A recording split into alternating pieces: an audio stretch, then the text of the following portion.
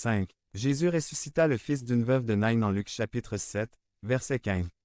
6. Jésus élève Lazare dans Jean chapitre 11 et verset 44.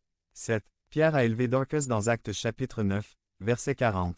8. Et mon préféré c'était le jeune homme nommé Eutychus dans Actes chapitre 20, verset 10 qui dormait pendant un sermon long et ennuyeux de Paul.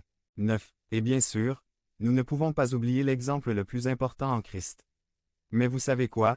Notre texte prouve que ce miracle s'est produit des millions de fois au cours de l'histoire. Ceux qui étaient morts sont ressuscités.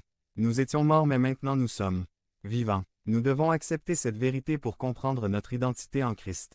Devenez membre de la chaîne et AIDEZNOUS à propager la parole de Dieu dans le monde entier. Dimanche 17 mars 2024. Parlez à Dieu en 5 minutes. Description de la vidéo. Ce texte dit que nous étions morts à cause de nos transgressions et de nos péchés.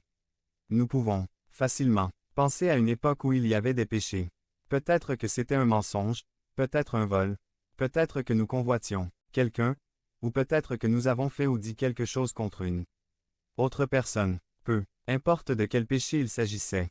Le fait est que nous pouvons facilement nous souvenir des péchés que nous avons commis. Ces péchés ont causé notre mort. Et nos transgressions l'avaient fait aussi. Dans la Bible, version King James, le mot utilisé pour transgression est le mot crime. En anglais, le mot utilisé est un mot que nous n'avons pas. En espagnol, le mot est intrusion et signifie pénétrer dans la propriété d'autrui sans autorisation. Où sommes-nous entrés sans autorisation? Je me souviens que, plusieurs fois dans le passé j'étais entré dans des lieux sans autorisation. J'aime jouer au golf, mais le golf peut coûter cher aux États-Unis, surtout si vous êtes étudiant sans beaucoup d'argent. Pour éviter de payer le prix d'entrée, j'ai acheté des balles qui brillaient comme de la lumière dans le noir.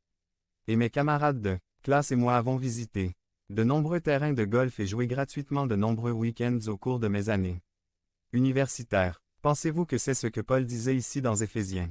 À cause de mes nuits de golf, j'étais mort. Ou pourrions-nous penser à un endroit dans lequel nous sommes tous entrés sans autorisation? Dans le jardin d'Éden, Dieu nous a dit que nous pouvions manger de tous les arbres du jardin, mais que nous ne devions pas manger de l'arbre de la connaissance du bien et du mal. Le jour où nous en mangerions, nous mourrions sûrement. Genèse 2, 16 à 17. En d'autres termes, nous pouvions marcher partout, mais nous ne pouvions pas entrer dans un espace particulier. Et qu'est-ce qu'on a fait? Nous avons commis notre grande transgression.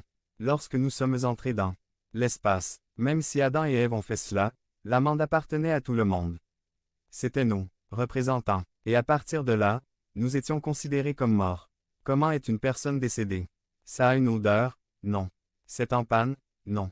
C'est